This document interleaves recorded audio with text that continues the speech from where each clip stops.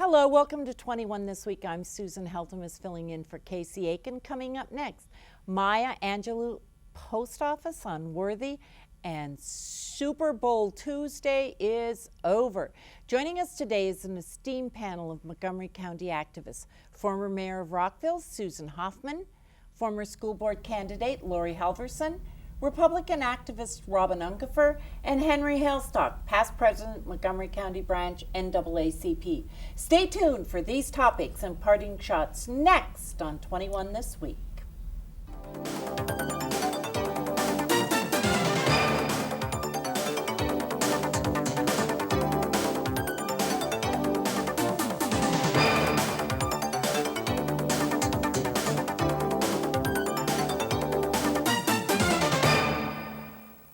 And let the conversation begin. Before we begin the Super Tuesday fallout, this week 9 Republican congressmen refused to support the naming of a post office in North Carolina for the late poet, civil rights activist, and American icon Maya Angelou, citing her presence in a crowd greeting Nikita Khrushchev as he met Fidel Castro in a 1960 outside a New York hotel, and her interactions with Malcolm X. The 9 believe she is not worthy of having her name on a post office in Winston-Salem, North Carolina. Pam, what do you make of this vote?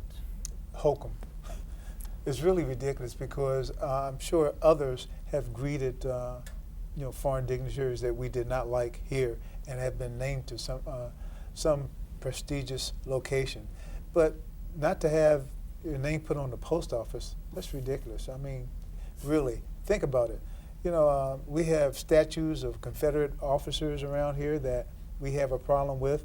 We've had schools named for people who have really supported segregation. We've even had a stadium here in Maryland named after a person that was oppressive to African Americans. And that name has gone away. Finally, but look how long it took. Right.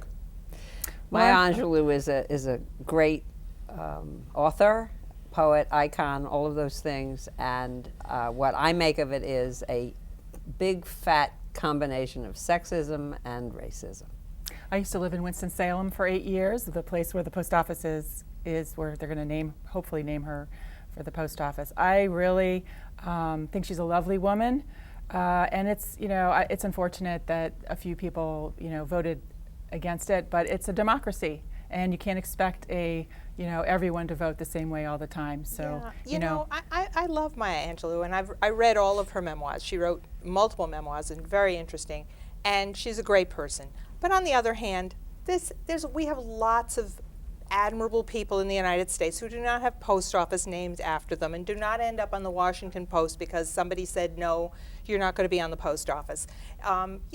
These things happen. Let's move on. It's really not that big a deal. It happened, but I think it says something about... It's not like Martin Luther King didn't get on the post office. That's the whole thing. It says, I think, a lot about the discord in Washington. It's a thing that, 10 years ago, it would have just passed.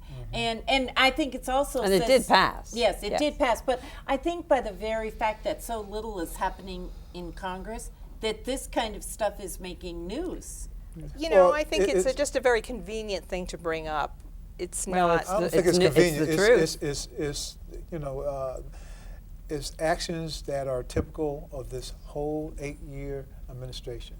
And that's a problem because they've been fighting against this man, the Democrats, for years, and it's getting ridiculous. I mean, that's why we haven't got a lot of things done here in Congress. And the biggest problem I have is the fact that we've been trying to work to have things done, and what we have done has been more successful in the past 8 years than what we inherited from the previous time. Okay, well, that little piece of trivia is done. Now we're going to be back after a short break with our electoral Super Bowl Tuesday. Don't go away.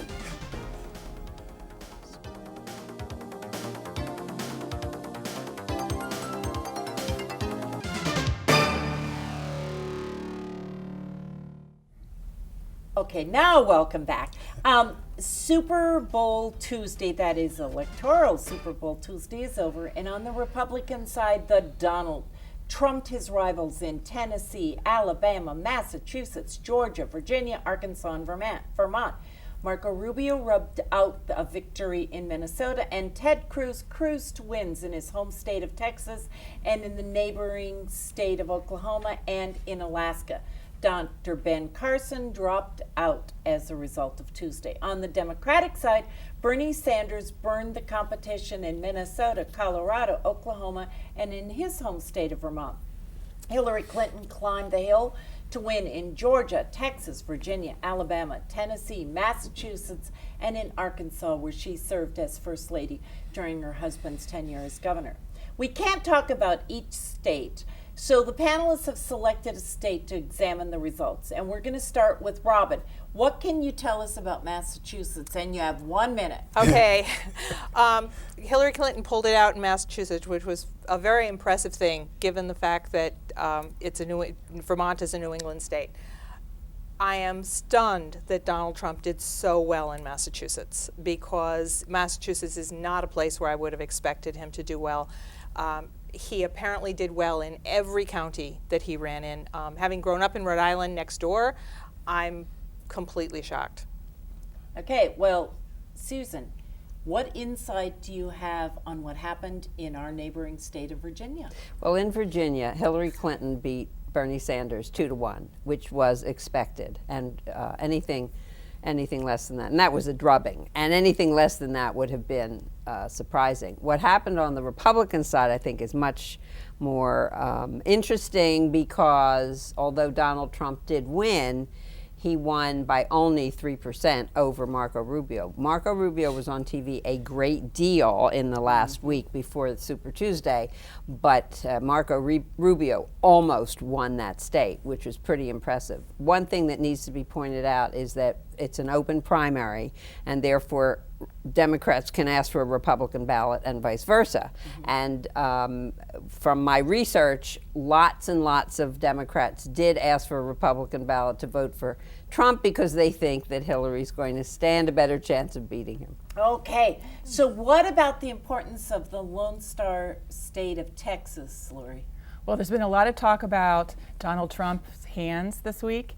And there's one thing that we know: his hands were not on the state of Texas, because he lost in the state of Texas. Cruz won. Cruz had 43.8% of the vote, and he beat Trump by over 15%. And the polls were all predicting that he would win up to 15% margin, but he actually won by about 17%.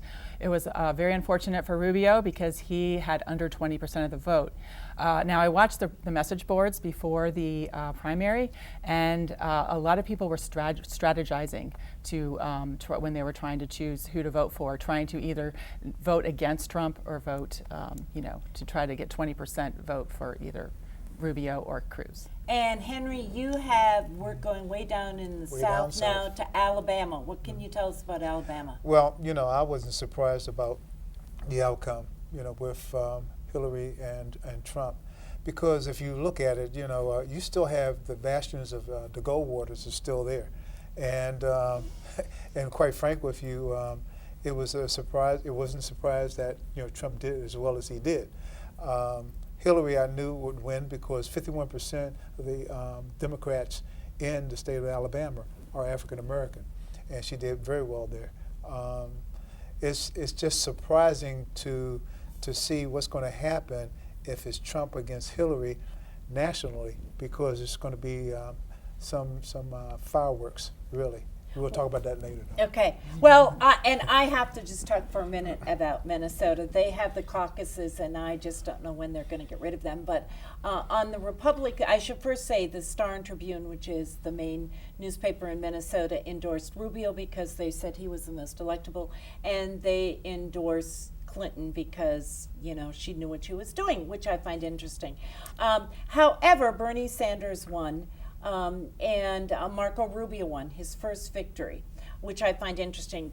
From what I know of people who attended caucuses, they were chaotic, crowded, and the one thing that I'm embarrassed to say is Jesse Ventura came out of Minnesota process, and this yesterday, believe it, lo and behold, Jesse Ventura has now announced he's probably going to run as a third-party candidate. So that is a result of Minnesota and Tuesday.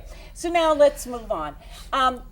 Some pundits would have voters believe that Donald Trump and Hillary Clinton are the presumptive nominees for the November ballot. As an aside, on Wednesday, and I find this unbelievable, there was a spike of 350% in online inquiries regarding immigrating to Canada, and Canada immigration website crashed as a result of the deluge of inquiries. I don't know what that means, but you decide.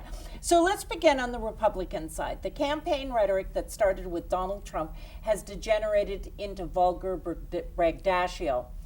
Donald Trump has disparaged the entire Bush family, insulted all Latino immigrants crossing the Mexican border, maligned a reporter with disabilities, called a fellow candidate ugly, slammed candidates of both parties in ways that have never occurred in the past, and continues to use language that children would call bad. But he does love the poorly educated voters. We do know that. It has gotten so bad that the anti-Trump movement has taken on new meaning with the intervention this week of Mitt Romney.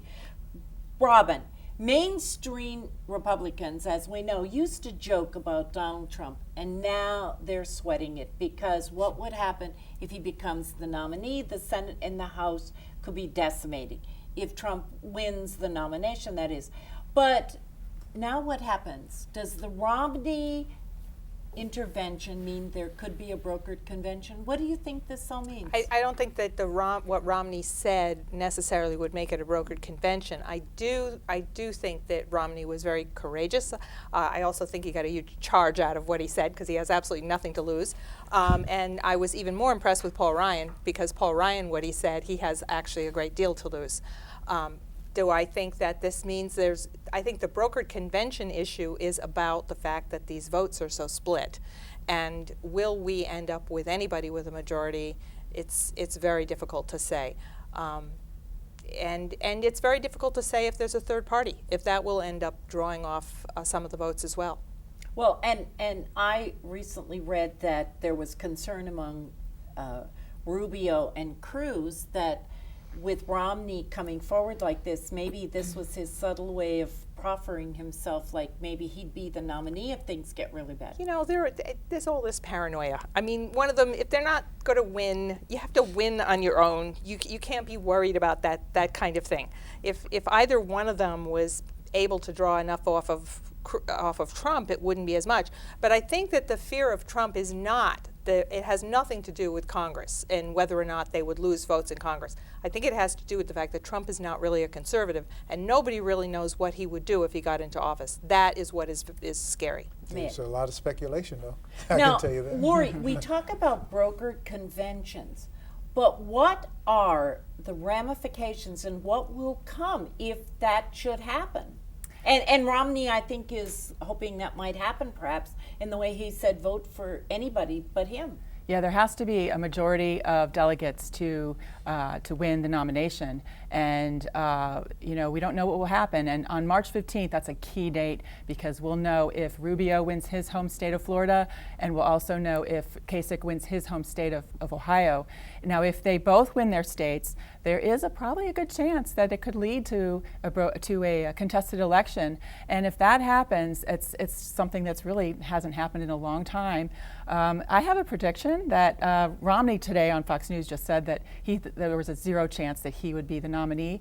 I think maybe he's being set up as like the leader of the process because it's going to be really important for the process to be a good process so that people will want to vote people will vote Republican. We don't want Hillary to win, so if Hillary doesn't, if we get enough people to support the process and not feel like it's such a contested issue, if we have a strong leader helping to broker it, then it may turn out to be a good thing for the Republicans. Well, on the Democratic side, it does appear that Secretary Clinton has a clear path to the nomination. Henry, Bernie Sanders raised $6 million on Wednesday alone after not such a stellar showing on Tuesday. he can keep on going with the amount of money he has right up to the convention, even if he loses in delegates. What does it mean for the chances of a Democratic victory in November if he continues his socialistic tirade? Well, first of all, it's questionable if he's really a true Democrat, because he has been openly against a lot of the issues. He's never proclaimed himself really as a Democrat. And right now he's preaching to all those individuals that felt that they have not been truly represented, and that the big cats, as we put it, are really running the show, and us little people never had a voice. And that's why he's getting the money that he's getting. And he's getting it from all the little people donating what they can. And you have some people that are crossing over really on his side because of what he's saying. And that they feel that he would truly represent them. And he's getting more young people than he is some of the older voters out there. Now, and can I say that a lot of people have been undecided, but are swinging his way as opposed to voting strictly by party. And you have some people that are coming over from Republicans as well. For Bernie. For Bernie. Okay, now, Burn. Secretary Clinton still has her demons. Is it possible, Susan, that the Democrats could have a brokered convention? And what would it mean? Well, I don't see that as a path to a brokered convention. I think that Hillary Clinton will, in fact, continue to do extremely well as we go forward with additional primaries, and she will have the necessary number of delegates. She has the superdelegates almost entirely. And maybe you should tell people what superdelegates are in case superdelegates are people who are in the party who hold office, and they vote at the convention in addition to the delegates that are committed when through the primary process. But one thing I wanted to add to Henry's point about Bernie Sanders having the youth vote, and that is absolutely right. But what Hillary Clinton has are the 61 plus aged voters, and as we all know, seniors vote much more significantly in percentages than young people. Sad to say, but it's true. And so if I were going to pick which age group I would be more interested in having as a candidate myself, I'd much rather have the seniors. Well, and what's interesting, in this election, there are as many millennials eligible to vote as there are baby boomers. And so the interesting thing that I learned in doing some research for tonight is that millennials don't like titles. So I think that's why a lot of them are going for Bernie, because God knows what he is. But what's interesting is the millennials feel they don't need to vote for anything but the presidency. They don't vote in the off years for Congress or Senate, and they don't feel any need at all to vote for mayors or governors. So if indeed this is the way they continue as they grow older, it makes me worry about our democracy and voting in the future. If The boomers were the same way. Well, they were the same way. When I was thing. young, everybody's saying, "Oh my goodness, these boomers aren't voting," and lo and behold, we all got old and started voting. I mean, I was voting from the time I was 18, but an awful lot of people started voting when they got old. But they say this is their philosophy. They don't care. They feel But they're maybe going to they'll grow up. change. We Well, said that, yeah. and we wouldn't trust anybody We over haven't 30, grown up but we yet, grew up, Robin. So are you saying that the percentage of the population who are in that millennial Yep. age range It's is now equivalent equal to the boomers? Yep, they are equal. That's surprising. Yep. All those But let boomers me, had let me, kids. let me just tell you this. Right, but Bernie Sanders has been very influential in the campaign, because if you notice, Hillary has changed her direction. absolutely. And that's a good Absolutely. thing. No, that is Yeah, it a is. good It thing. is a good He thing. is not only has he driven her more to the left, but has forced her to focus on and Right. talk about issues that she was not interested in doing or comfortable doing, Yeah. such as Wall Street. Exactly. And so I agree with you. It's been a good thing. One Yes. thing about this whole election is what has happened to Chris Christie. His favorability rating is now lower than any governor in the history of New Jersey. He has pretty much sunk himself, unless he's going to be the vice president for Trump. But Well, I think that's what he's bidding for. But look at it this way. It's just like you going up and supporting Wallace. I Okay, don't back think in that the would day. happen. But it's the same thing. And did you see his face Oh. when he was He looked behind him? miserable. Yes, I was watching that. So, that was so we have 1 minute left. Based on what we know after Super Bowl Tuesday for the election junkies in the world, who do you think at this point will be the nominee for the Republican Party? We'll start with you, Laurie. This is a way off chance, but I think it might be Kasich, because if it is a brokered convention, I believe that there will be a compromise made within the delegates to not go for the really right-wing person, but to go for someone with experience. Okay, we have to wrap it up. What do you think? Several months ago, y'all called me crazy when I said Rubio was going to make a surge. He's making a surge. Okay, who do you think? I agree with Rubio? Henry. I think Rubio's still Okay, well, I've been wrong all along saying that Trump was going to, flame out. We are. I think he'll be the nominee. Okay, there we are. This is such a fun season. We're going to be back after a short break with parting shots.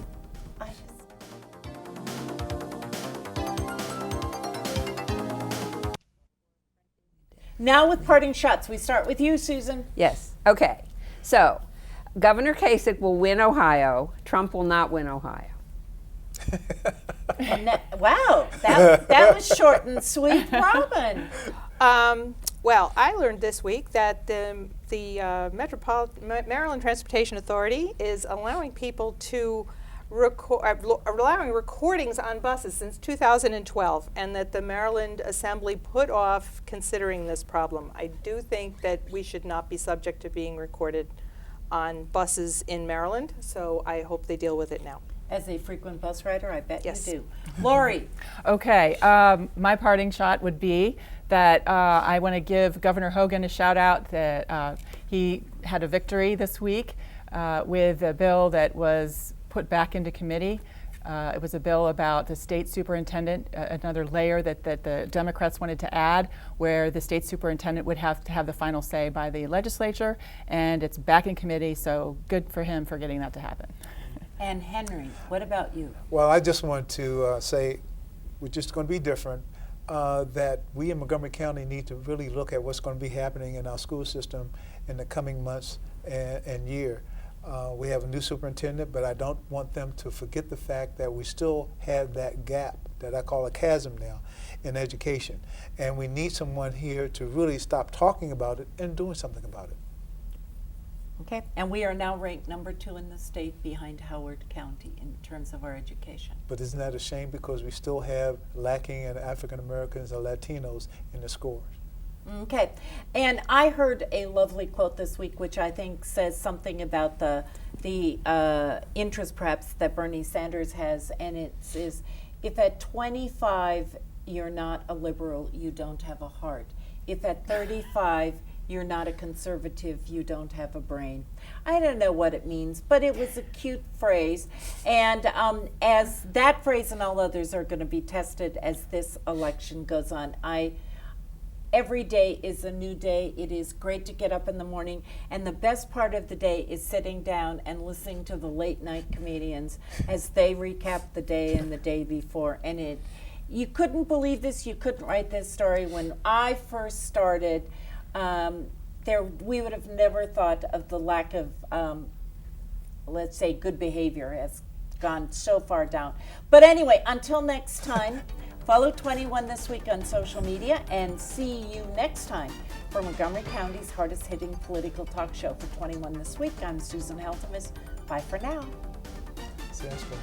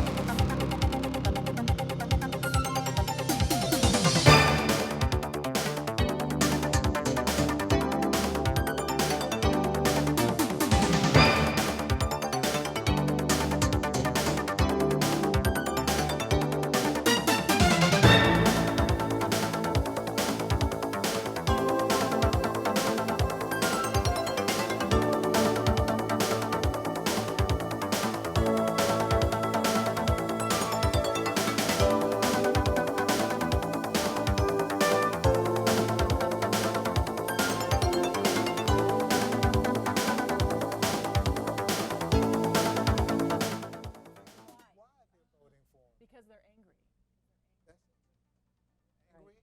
They, And they, then He's they're, not they're, political correct and feels like they're that. looking at the whole thing wrong. They're looking at the economy wrong. They're looking at